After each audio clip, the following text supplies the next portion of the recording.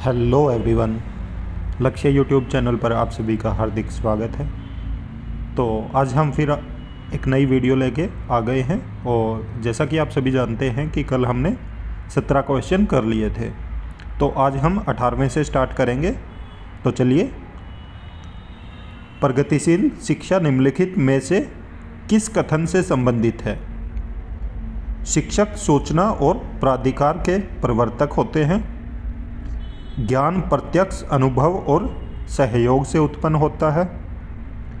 अधिगम तथ्यों के एकत्रीकरण और कौशल में प्रवीणता के साथ सीधे मार्ग पर चलता है।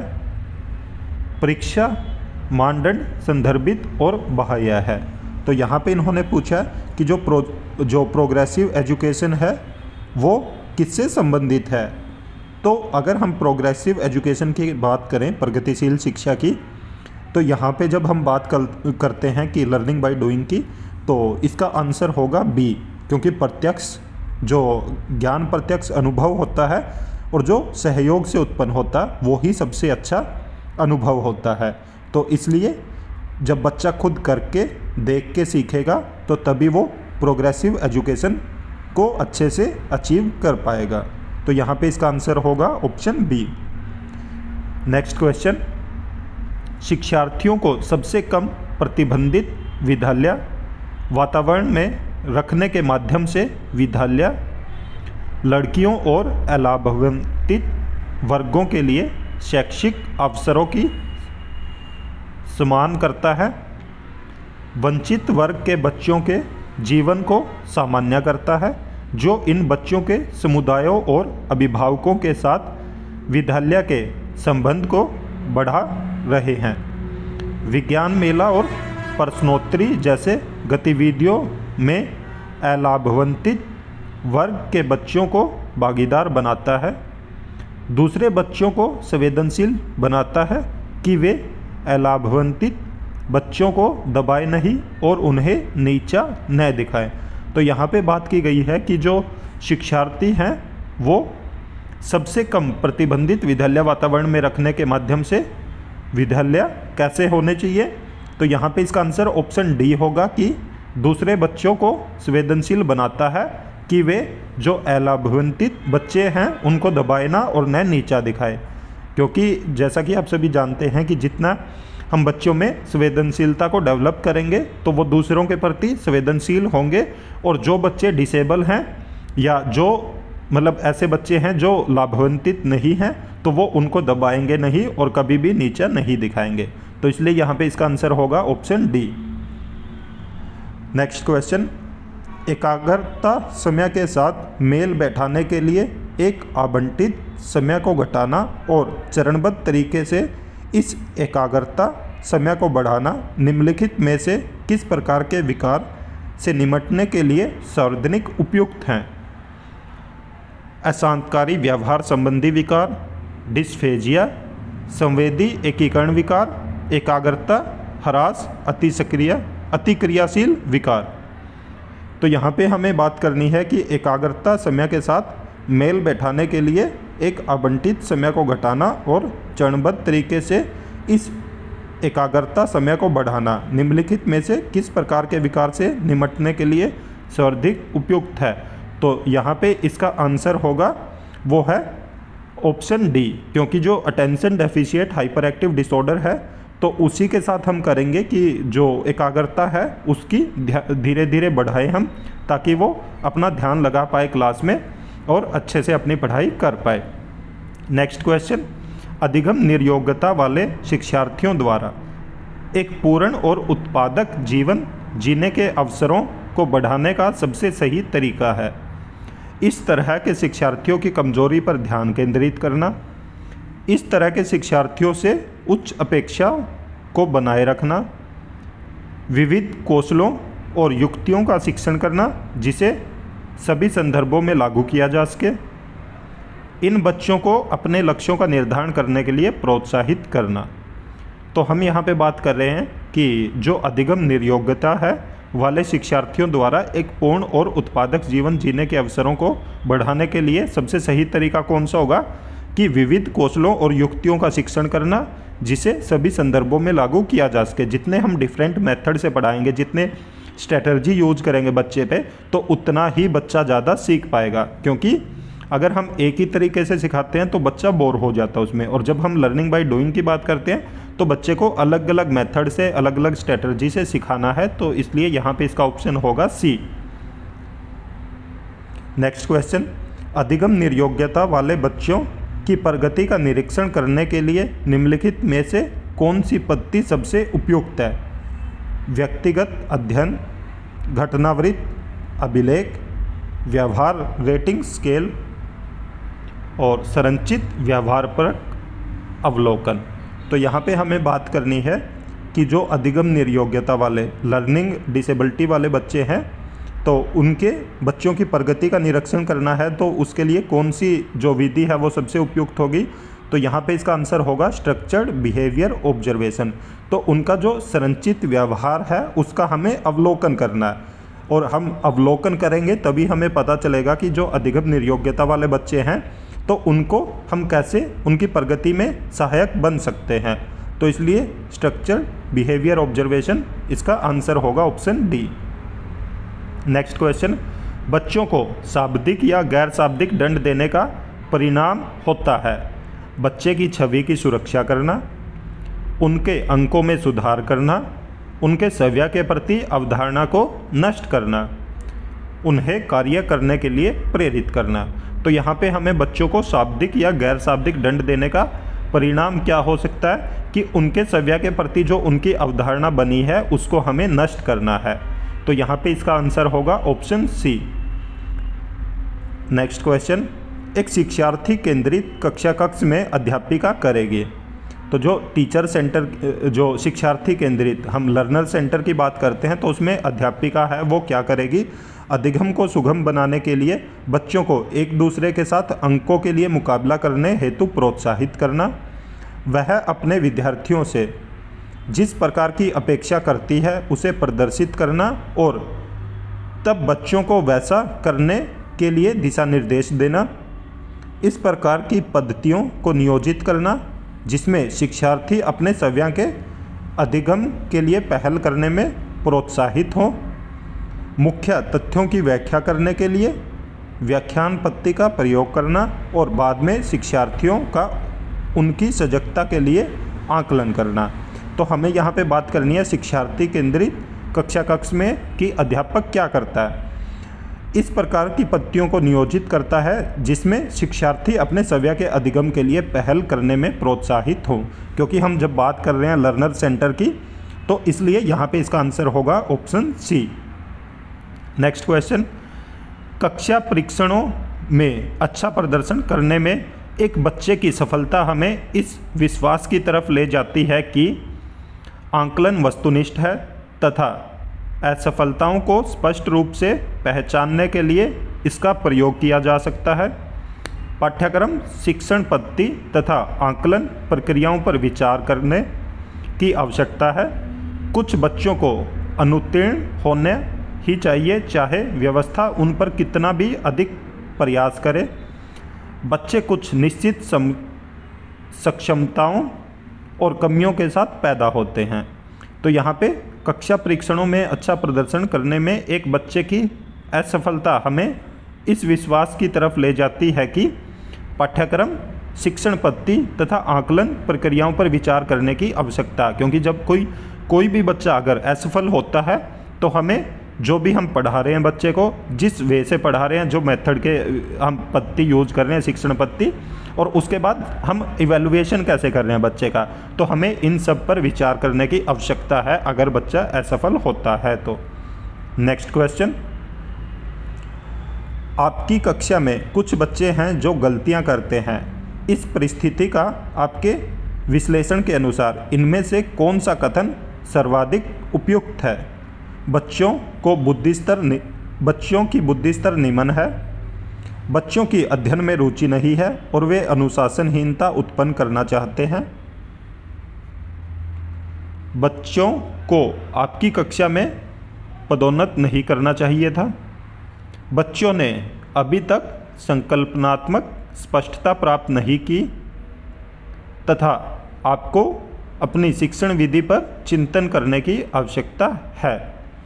तो यहाँ पे हमें देखना है कि अगर आपकी कक्षा में कुछ बच्चे हैं जो गलतियाँ करते हैं, इस परिस्थिति का आपके विश्लेषण के अनुसार इनमें से कौन सा सर्वाधिक उपयुक्त है। तो यहाँ पे बुद्धि स्तर निम्न ये नहीं है, अनुशासनहीन उत्पन्न करते हैं। तो यहाँ पे इसका आंसर है ऑप्शन डी कि बच्चों ने अभी तक संकल्पनात्मक स्पष्टता प्राप्त नहीं की है, तो आपको अपनी शिक्षण विधि पर चिंतन करने की आवश्यकता है, क्योंकि बच्चों का जो कॉन्सेप्ट है वो क्लियर नहीं है। तो हम जिस मेथड से पढ़ा रहे हैं तो उस मेथड से बच्चों को समझ नहीं आ रहा है, तो हमें अपनी शिक्षण विधि पर दोबारा से चिंतन करना है और हमें नई शिक्षण विधि के साथ बच्चे को दोबारा से पढ़ाना है। नेक्स्ट क्वेश्चन, निम्नलिखित में से कौन सा कथन सबसे बेहतर ढंग से वर्णन करता है कि कक्षा में बच्चों को प्रश्न पूछने के लिए क्यों प्रोत्साहित करना चाहिए। प्रश्न बच्चों की जिज्ञासा को बढ़ाते हैं, प्रश्न अन्योन्क्रिया के द्वारा अधिगम को बढ़ाते हैं तथा संकल्पनात्मक स्पष्टता की दिशा में बढ़ते हैं। बच्चों को अपने भाषा कौशलों के अभ्यास की आवश्यकता होती है। जिन चीज़ों के बारे में बच्चे नहीं जानते हैं उसके बारे में विचार करवाकर उन्हें यह महसूस कराया जा सकता है कि उनमें बुद्धि की कमी है। तो यहाँ पे हमें देखना है कि बच्चे में प्रश्न पूछने के लिए उसको क्यों प्रोत्साहित करना है। तो यहाँ पे इसका आंसर होगा ऑप्शन बी, प्रश्न अन्योन्क्रिया के द्वारा अधिगम को बढ़ाते हैं तथा संकल्पनात्मक स्पष्टता की दिशा में बढ़ते हैं। जो उनके कॉन्सेप्ट हैं वो क्लियर होंगे, क्योंकि बच्चे जितने ज़्यादा क्वेश्चन पूछेंगे तो उतना ही ज़्यादा वो अंडरस्टैंड कर पाएंगे उस कॉन्सेप्ट को। तो इससे वो अन्योन्क्रिया के द्वारा अधिगम भी बढ़ाते हैं अपना, और जो कॉन्सेप्ट है उनके वो भी क्लियर होते हैं। तो नेक्स्ट क्वेश्चन, बाल केंद्रित शिक्षा में शामिल है बच्चों के लिए हस्तपरक गतिविधियाँ, बच्चों का एक कोने में बैठना, प्रतिबंधित परिवेश में अधिगम, वे गतिविधियाँ जिनमें खेल शामिल नहीं होते। तो अगर हम चाइल्ड सेंटर एजुकेशन की बात करते हैं तो यहाँ पे इसका आंसर होगा ऑप्शन ए कि बच्चों के लिए हस्तपरक गतिविधियाँ, क्योंकि बच्चे खुद करेंगे, खुद सीखेंगे, तो वो ही है child centre education. Next question, Suresh सामान्य रूप से एक शांत कमरे में अकेले पढ़ना चाहता है, जबकि मदन एक समूह में अपने मित्रों के साथ पढ़ना चाहता है। यह उनके डैश में विविधता के कारण है। तो आप देख सकते हो कि जो सुरेश है वो सामान्य रूप से एक शांत कमरे में अकेले पढ़ना चाहता है, और जबकि मदन है वो समूह में अपने दोस्तों के साथ पढ़ना चाहता है। तो ये क्या है, यह उनके डैश में विभिन्नता के कारण है। ये लर्निंग स्टाइल में डाइवर्सिटी है उनके, कि एक को अकेले पढ़ना अच्छा लगता है और एक को समूह में। तो ये क्या है, लर्निंग स्टाइल में डाइवर्सिटी है। तो इसलिए इसका आंसर होगा ऑप्शन सी, प्रगतिवादी शिक्षा। तो प्रोग्रेसिव एजुकेशन है जो वो इस मत पर विश्वास करती है कि शिक्षक को अपने उपागम में दृढ़ रहना है और वर्तमान समय में बिना दंड का प्रयोग किए बच्चों को पढ़ाया नहीं जा सकता। समस्या समाधान और आलोचनात्मक चिंतन पर अधिक बल देती है। अनुबंधन और पुनर्बलन के सिद्धांत पर आधारित है। पाठ्य पुस्तकों पर आधारित है, क्योंकि वे ज्ञान के एकमात्र वैध स्रोत हैं। तो जब हम प्रोग्रेसिव एजुकेशन की बात करते हैं तो उसमें समस्या समाधान और आलोचनात्मक चिंतन पर हम बल देते हैं। तो इसलिए इसका आंसर ऑप्शन सी होगा, क्योंकि बच्चा जितना प्रॉब्लम सॉल्विंग होगा, जितना वो अपना जो है क्रिटिकल थिंकिंग रखेगा, उतना ही ज़्यादा प्रोग्रेसिव एजुकेशन की तरफ वो बढ़ेगा। तो इसलिए इसका आंसर ऑप्शन बी है। नेक्स्ट क्वेश्चन, बाल केंद्रित कक्षा की एक प्रमुख विशेषता है कि उनमें शिक्षक के द्वारा बल प्रयोग और मनोवैज्ञानिक नियंत्रण होता है, जो अधिगम पथ और बच्चों के व्यवहार को निर्धारित करता है।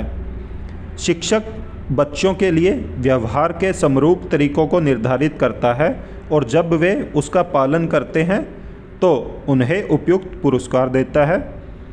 शिक्षक की भूमिका ज्ञान को सिखाने के लिए उसे प्रस्तुत करना है और शिक्षार्थी का मानक मापदंडों का पर आकलन करना है। शिक्षक के मार्गदर्शन से शिक्षार्थियों को अपनी सव्य की समझ का निर्माण करने के लिए उत्तरदायी बनाया जाता है।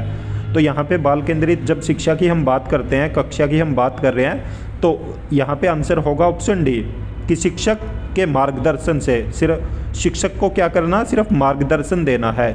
शिक्षार्थी को अपनी सव्य की समझ का निर्माण करने के लिए उत्तरदायी बनाया जाता है। तो जो भी हम लर्निंग बाय डूइंग की बात करते हैं कि बच्चा खुद करेगा, तो शिक्षक को सिर्फ मार्गदर्शन करना है और विद्यार्थी खुद करेगा उस काम को।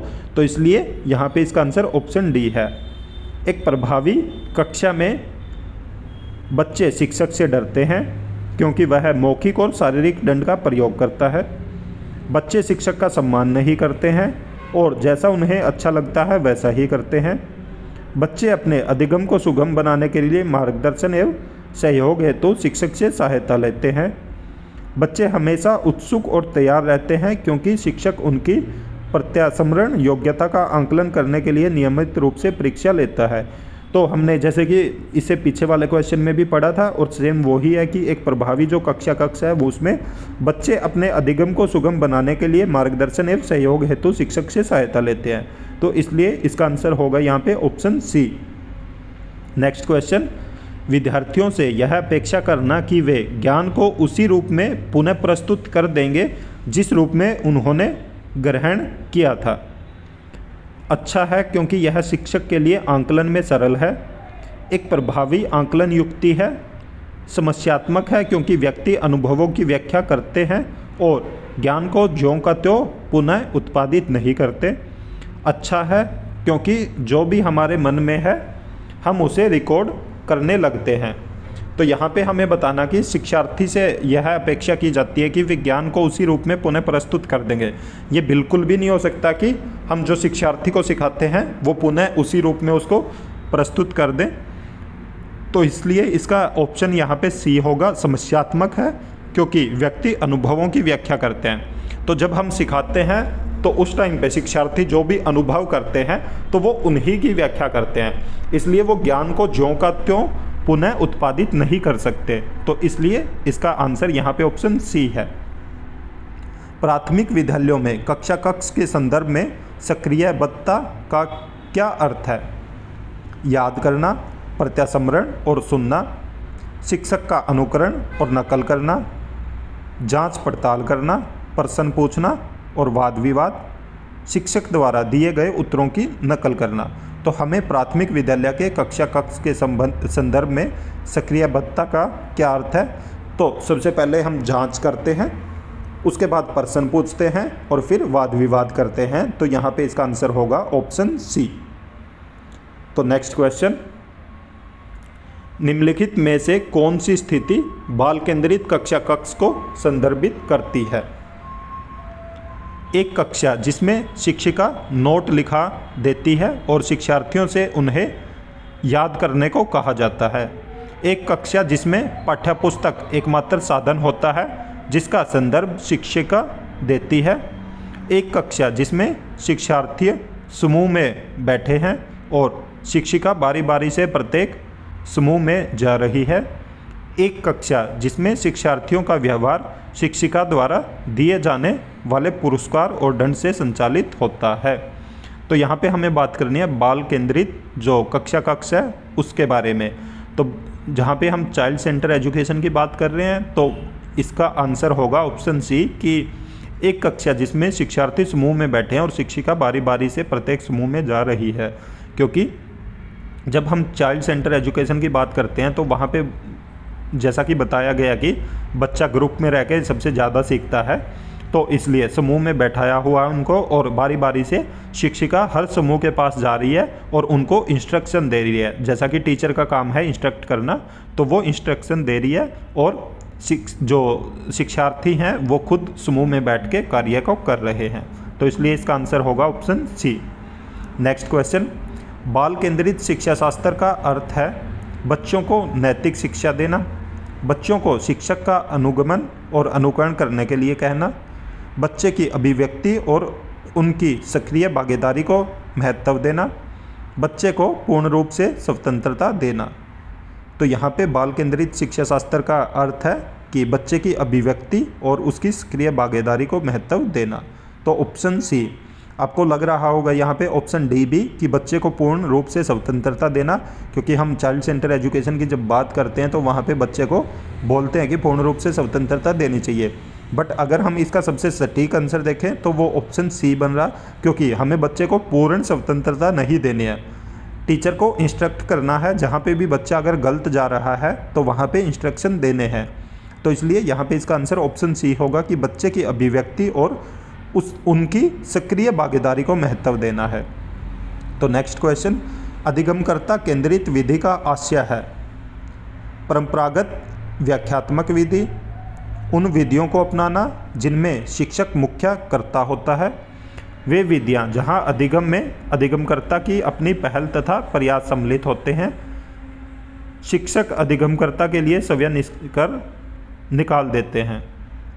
तो यहाँ पे लर्नर सेंटर की अगर हम बात कर रहे हैं तो यहाँ पे इसका आंसर होगा ऑप्शन सी कि वे विधियां जहां अधिगम में अधिगमकर्ता की अपनी पहल तथा प्रयास सम्मिलित हैं, कि जो भी लर्नर है उसके खुद के प्रयास हैं, खुद की उसकी अपनी पहल है, तो उसको ही हम लर्नर सेंटर अप्रोच बोलेंगे। नेक्स्ट क्वेश्चन है कि प्रगतिशील शिक्षा से अपरिहार्य है कि कक्षा कक्ष सबके लिए मुक्त होता है जिसमें शिक्षक अनुपस्थित होता है, शिक्षक के लिए पूर्ण नियंत्रण में होता है जिसमें वह अधिनायकवादी होता है, लोकतांत्रिक होता है और समझने के लिए बच्चों को पर्याप्त स्थान दिया गया होता है, सत्तावादी होता है जहां शिक्षक आदेश देता है और शिक्षार्थी चुपचाप अनुसरण करता है। तो यहाँ पे हमें प्रोग्रेसिव एजुकेशन की बात करनी है, तो इसमें लोकतांत्रिक होता है या और समझने के लिए बच्चों को पर्याप्त स्थान दिया जाता है, तो इसलिए इसका आंसर होगा ऑप्शन सी। नेक्स्ट क्वेश्चन, किसी प्रगतिशील कक्षा की व्यवस्था में शिक्षक एक ऐसे वातावरण को उपलब्ध कराकर अधिगम को सुगम बनाता है जो समावेशन को हतोत्साहित करता है, आवृत्ति को बढ़ाता है, खोज को प्रोत्साहन देता है और नियामक है। तो यहाँ पे हमें प्रगतिशील कक्षा की व्यवस्था में शिक्षक एक ऐसे वातावरण को उपलब्ध कराकर अधिगम को सुगम बनाता है जिसमें खोज को प्रोत्साहन दिया जाता है, क्योंकि जब बच्चे खुद चीज़ों की डिस्कवरी करेंगे तो उसमें वो ज़्यादा सीखेंगे। और जो हम चाइल्ड सेंटर एजुकेशन की बात कर रहे हैं, लर्निंग बाय डूइंग की बात कर रहे हैं, प्रोग्रेसिव एजुकेशन की बात कर रहे हैं, लर्नर अप्रोच की बात कर रहे हैं, तो उन सब को फुलफ़िल करती है कि वो खोज को प्रोत्साहन देता है। तो आज हम यहीं तक क्वेश्चन करेंगे, तो आगे कल करेंगे हम। उम्मीद है कि आप सभी को बहुत अच्छे से समझ आ रहे होंगे, और अगर आपका कोई भी फीडबैक है तो आप कमेंट करके हमें ज़रूर बताएं, और आपको ये क्लास कैसी लगती है वो भी ज़रूर बताएं हमें कमेंट करके, क्योंकि आपके जो भी आप कमेंट करते हो तो उसी से हमें मोटिवेशन मिलता है और उसी से फिर हमें और प्रेरणा मिलती है कि हम आपके लिए ज़्यादा से ज़्यादा क्वेश्चन लेके आएँ। तो उम्मीद है कि आप सभी को अच्छे से समझ आ रहे होंगे क्वेश्चन, और फिर भी अगर आपको कोई भी फीडबैक देना है तो हमें कमेंट करके ज़रूर बताएं। और ऐसी और भी इन्फॉर्मेशन पाने के लिए आप हमारे यूट्यूब चैनल को ज़रूर सब्सक्राइब करें, साथ में बेल आइकन का बटन ज़रूर दबाएं, ताकि जब भी हम वीडियो अपलोड करें तो तुरंत आप तक नोटिफिकेशन पहुँच जाए। और वीडियो को ज़्यादा से ज़्यादा लाइक करें, साथ में शेयर भी करें। Thank you.